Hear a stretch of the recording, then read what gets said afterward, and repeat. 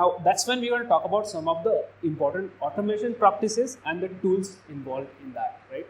In terms of environment automation, what is very important is when you set up an environment, it has to be production-like.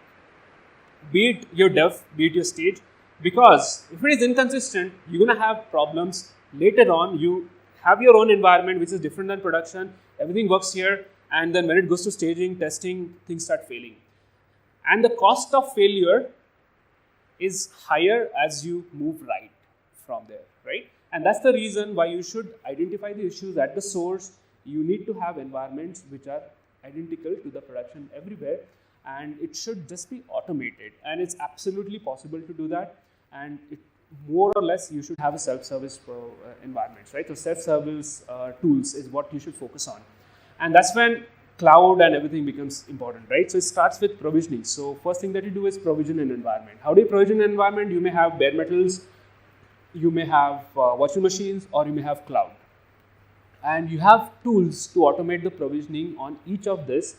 Bare metal is actually the most challenging one, but VMs and cloud are all programmatic, so you can write infrastructure as a code or use tools like that to do that. And second is configuration. So you provision a VM and you actually configure it so that a developer has an environment, and it should all be automated. And what are the tools to automate that? In case of bare metal, you can use tools like Cobbler and Razor and Kickstart and Precede and tools like that. Now this is slightly challenging because you don't have APIs. You cannot provision a physical server programmatically, and that's where the challenge is, right? So you have certain tools which allow you to automate that using network boot and so on and so forth, and that's what those tools are. And that's also what is also important is creating self-serviceable environments, creating tools which developers can use without being constrained on anyone, without being constrained on the operations organization, right? And that's when one of the things that you should do is cloud. And when you say cloud, it does not have to be a public cloud.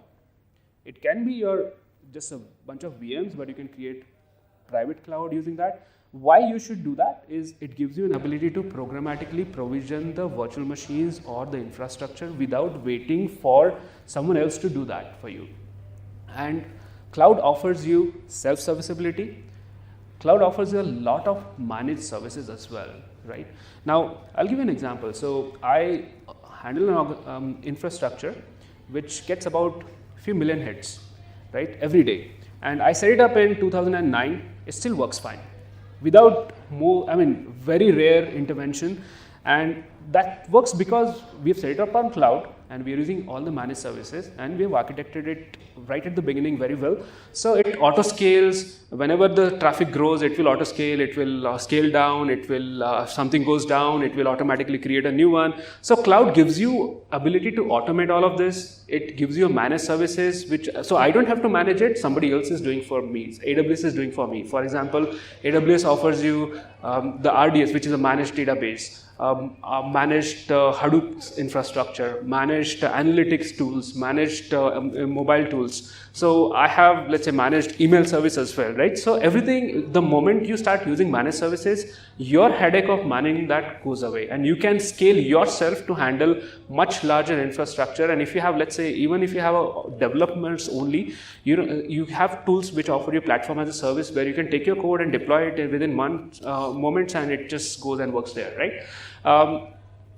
Cloud also gives you an ability to scale dynamically, and in case of Paytm's example, that was very important because unless you have your cloud strategy, even if you are hosted on data center, that's fine.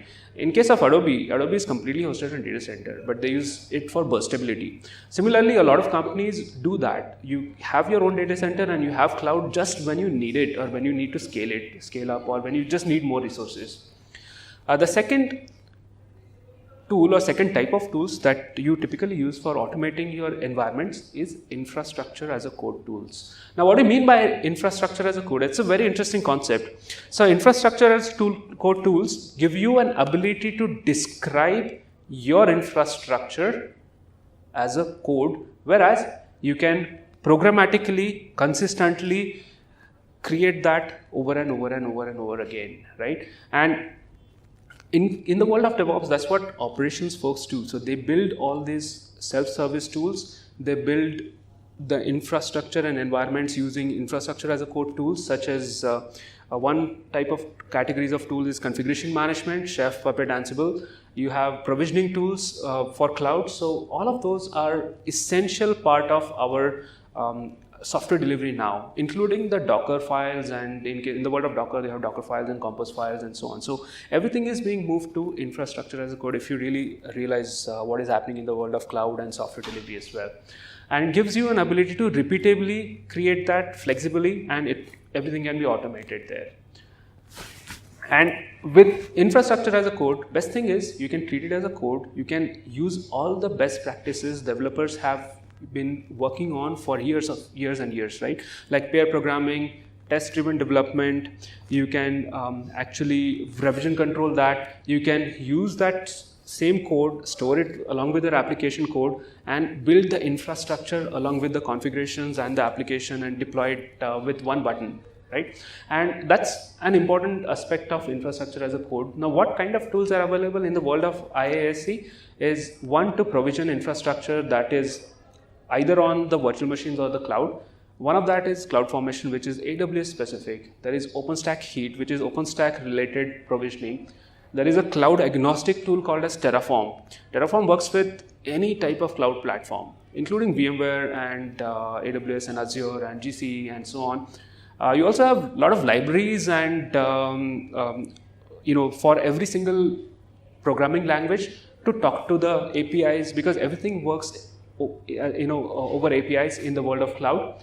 And you have tools such as Vagrant and Ansible as well, which let you provision the infrastructure.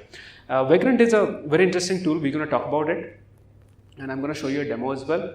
Second type of tool is a configuration management. Now, configuration management tool is probably one of the most essential tools that you would need because it allows you to create that environment on any of this in a consistent way. So when we talk about production-like environments, this is what we're talking about. We have provisioning, and on top of that, we provision our application. You need the exact same version of, let's say, JDK and Java and Tomcat and your application code. You can achieve that using these tools such as Chef or Puppet or Ansible or SaltStack, and you can do it consistently across your infrastructure. You can have hybrid clouds. You can have some infrastructure in your data center, some on VM, some hosted somewhere else. And you can have a global infrastructure, and everything can be configured using the same code. And it's just you write it once and use it as many times as you want. And not only that, you can achieve this staging, production, and dev parity using these tools. And this is an example of an infrastructure as a code where instead of using a procedural program, we are describing what we want. And I'll give an analogy. I generally use that in my trainings as well. So when you want to build a house, you don't, you hire a contractor. Now, contractor gets some construction workers and they know the procedure. They build it brick by brick for you, right? On the other hand, you also have an architect. Architect doesn't care about how it is built. Architect thinks about what is required, the desired state or the end state. He breaks it down into these components, and then he writes a specification of each of that component. And that's what we do with infrastructure as a code. We think about the end state of our infrastructure, break it down into these components, write specification, create the code, and that looks like this. So when I want to create a user, I don't have to worry about how it is created, on which system, on which cloud. I don't care about that. I don't care about the platform. I just describe what I want, the desired state or the end state of my system using this code. And once I write it as a code, I can revision control it, I can recreate it, I can share it with others, and it also gives you visibility, because even the developers need to know what is the state of the infrastructure, how it is going to be configured. They can make changes. Everybody has a visibility. Everybody can make changes to the infrastructure code there. And that's why it is important to start using these tools. So this becomes one of the essential components. Now, Vagrant is a very interesting tool, and it lets you automate the development environments.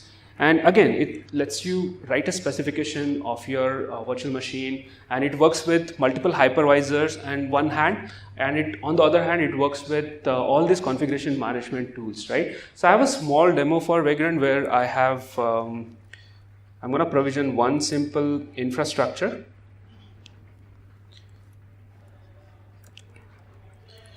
And everything is specification here. Just like makefiles, right? So you write a specification of your virtual environment where you define that I want to provision a virtual machine from a template, and it should have this much of RAM, these many CPUs, and it needs to run a particular code and so on and so forth, right? So that code is written as a Ansible playbook here, and it's going to provision my infrastructure. In this case, it's going to use a virtual box, and it's going to provide a certain amount of memory, certain number of CPUs, and then it's also going to run the playbook that I have defined. That I've defined here. And all I need to do is code this once and share it with all my developers, and all they need to do is go and run one command called as, let's say, Vagrant up, and that's been provisioned. So it takes 5 minutes, but my efforts are done. That's one type of a tool. We'll come back and look at the state of this here. The second tool, which is very interesting, and I'm going to show a demo on this as well, is Docker. And Docker is probably the most fascinating tool I have come across recently. It is changing the way we are building, delivering, and shipping the software, and it is bringing the standardization, the same type of standardization that shipping containers started bringing in the world of shipping, right? So in the world of shipping, if you observe, before containers came in, your type of transportation, the cost, everything would depend on the kind of goods that you wanted to transport. You would have to, tailor make it, right? With containers, it is commoditized, it's standardized. Everyone knows how to handle the containers across the globe. You can, as long as you can ship or you can package your stuff in a container, everybody in the world knows how to handle it, how to transport it, how to manage it, the locks and everything, the way it is transported. You can put it on train, put it on truck, put it on ship, and it's like standardized. And that's what is happening with Docker. So with Docker, why should we care about Docker? Docker is standardizing stuff. So as long as you can package your software as a container, everybody across the globe, anybody who wants to run that container application can run it without actually bothering about what are the dependencies, how do I set it up, how do I bring it up, how do I manage it, what goes inside, and nothing, right? So you don't have to care about anything. It just goes and runs it in a absolutely standardized way, right? And I'm going to show you another demo here where I'm going to bring up, I already have a Vagrant, Docker installed on somewhere, and I'm going to launch one of the application. I'm just going to choose Jenkins today. Now, I don't have to worry about, I want to use Jenkins. I don't have to worry about how to install Jenkins, which version of JDK is to install, which operating system as well. Nothing of that sort. You can just go here, pull that image. This is a pre-built, pre-packaged image. So as long as, that's the idea, somebody has built it for me, and somebody has packaged it already and published it on Docker Hub. And now if I want to run it, all I need to do is just bring up a Docker. Installing Docker is also pretty simple, and then just go here. Yeah, so this is Vagrant. Vagrant is already coming up. It has brought up the VM. I can actually see it here on my virtual box. So I have a VM running, and it is getting configured as well. So I don't have to, if I'm a developer, I don't have to worry about how to set up that infrastructure at all. I just run one command, and in 5 minutes I can come back and start working on it. Similarly, Docker does the standardization for me as well. So in this case, I can just go to that server and run one command. It automatically pulls that image for me. It is pre-packaged, pre-built. It will pull the image, it will start running, and in 5 minutes, not even 5 minutes in case of Docker, it's very fast. I'll have my own instance of Jenkins, and that's what you could do with the Docker. Actually, next time you want to try a new software, install Docker, go to Docker Hub, download an image, you're done. And you can do that for any, that's what I do as well. So I can give you another example, right? So I have a bunch of sites running database and application, web servers, and so on, right? Every new developer who comes in would require to spend a couple of days to set up the development environment. Now we do it in 5 minutes with Docker, because everything is modeled, Everything is codified, and they just have to run it. And I have my own Jenkins ready here, running on port 8080.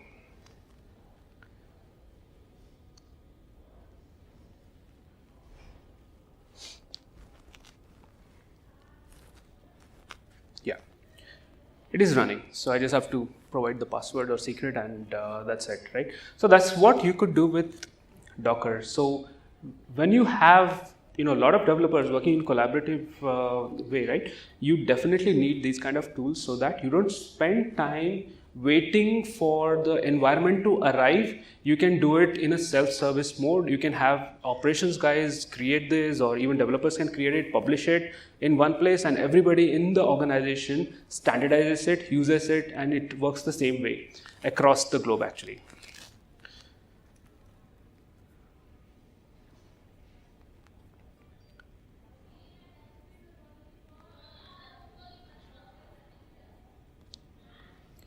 Now that's what these tools allow you to do, the standardization. And then you can also automate the build.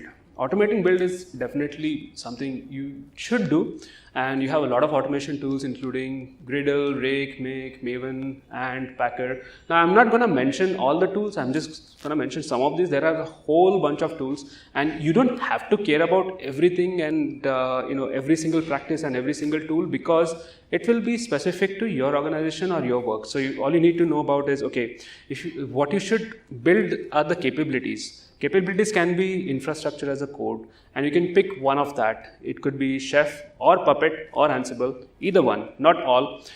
Docker and containers is essential skill for everyone moving forward, because every organization in the world, almost everyone, is moving to and talking about Docker. Cloud, you can just pick one cloud platform and know about it from your perspective. If you're a developer, you should know how to use libraries, how to write a program, how to use some of the services, managed services. If you're an ops guy, you need to know how to administer it, how to launch it, how to scale it, how to take care of all this reliability, scalability, monitoring, and all those requirements. And that's what you should care about. So not everyone does everything in DevOps.